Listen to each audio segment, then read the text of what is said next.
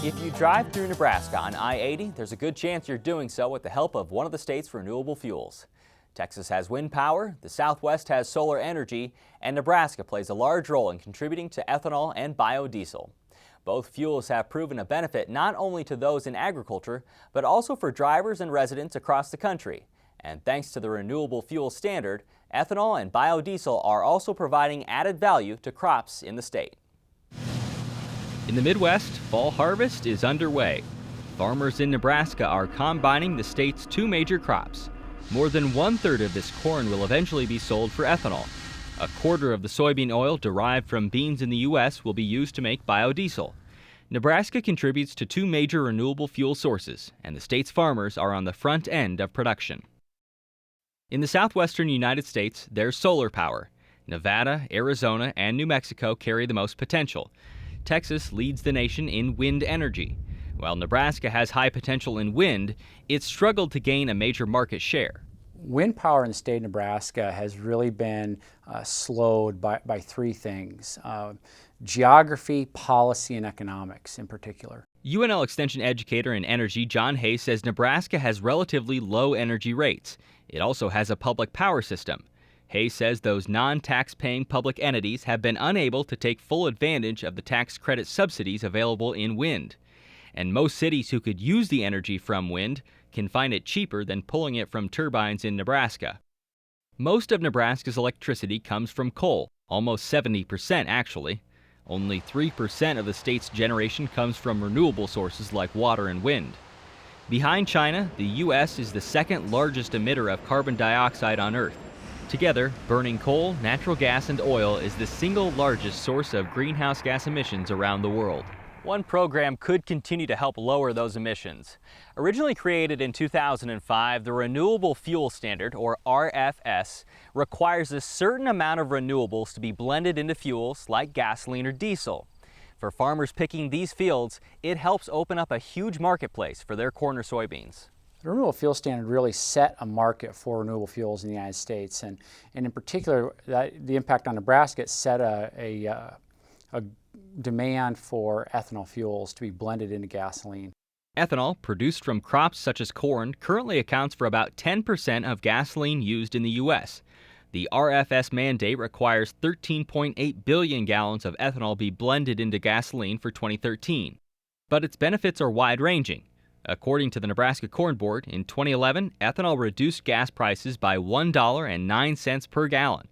It also lessens environmental impact by lowering greenhouse gas emissions by up to 59% compared to regular gasoline. Here in Nebraska, the second largest ethanol maker in the country, co-products made in ethanol production, like distillers' grains, have found a welcoming home in feeding sectors for livestock. Nebraska can still ship corn and livestock to other states or countries, but now it can also break down grain in-state, which can then be used in other products. Todd Sneller of the Nebraska Ethanol Board says ethanol epitomizes value-added production. This has then started to attract allied industries, and we see engineering firms and transportation companies and enzyme manufacturers start to add additional capital and additional jobs and additional infrastructure. And I think it's been that multiplier factor in the economy that's been very apparent since ethanol came to town. Of the ethanol produced by Nebraska's 25 plants, the volume that moves out of state does so mostly to California or the Pacific Northwest. It's coming from typically smaller-sized communities in the state. Over 1,500 people are employed in rural Nebraska because of renewable fuels. I think that's perhaps one of the biggest values, is not only recognizing that it creates jobs, but where are those jobs occurring and what sort of compensation rates are occurring at these plants. And I think that's one of the things that most of the ethanol sector has been proud of, is that they create quality jobs in some of our smallest communities. Nebraska doesn't currently produce biodiesel commercially. Plants in Arlington and Scribner had a combined production capacity of more than 5 million gallons in both 2008 and 2009. High-priced feedstocks initially proved difficult for biodiesel, but the RFS, technically now the RFS2, is helping to turn profitability. Biodiesel made an amazing comeback 2011, and it did so partially because of the Renewable Fuel Standard. The Renewable Fuel Standard said that the renewable diesel would be blended into fuel. Not only did it say that, but biodiesel qualifies as an advanced biofuel. And so between those two items, the biodiesel demand went from about 500 million gallons to over 1 billion gallons in 2011 alone. A recent United Soybean Board study shows biodiesel contributed to a $15 billion increase in soybean oil revenues from 2006 to 2012.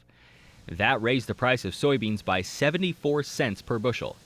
Because it's an advanced biofuel, meaning its greenhouse gas emission is 60% less than gasoline, biodiesel falls into a different RFS requirement than ethanol. The current year requirement for biomass-based diesel is 1.28 billion gallons. The industry produced around 1.1 billion gallons in each of the last 2 years. And it's not just used as a transportation fuel. The East Coast has embraced biodiesel by blending it with home heating oil to make bioheat. Talking with us at Husker Harvest Days, Greg Anderson of the National Biodiesel Board emphasized how large that market is for biodiesel. The northeastern states use about 7 billion gallons of heating oil each year. New York City is just 1 billion gallons of that, so it's huge. It's become actually the biggest biodiesel user in the country, New York City, because they mandated a 2% blend, and actually they're using closer to 5 right now. And we're going to see that ratchet up in the years ahead, where more and more biodiesel will be incorporated into their home heating. Extended drought during the 2012 growing season challenged blenders of both ethanol and biodiesel. Corn and soybean crops were decimated by little rain and high heat. 2013 should provide cheaper feedstocks. U.S. farmers are expected to produce a record corn crop, and soybean harvest is forecasted to be the 4th largest on record. Wind energy and solar power may eventually gain ground in this state, but for the time being, Nebraska's contribution to the renewable energy markets originates in the fields of rural Nebraska.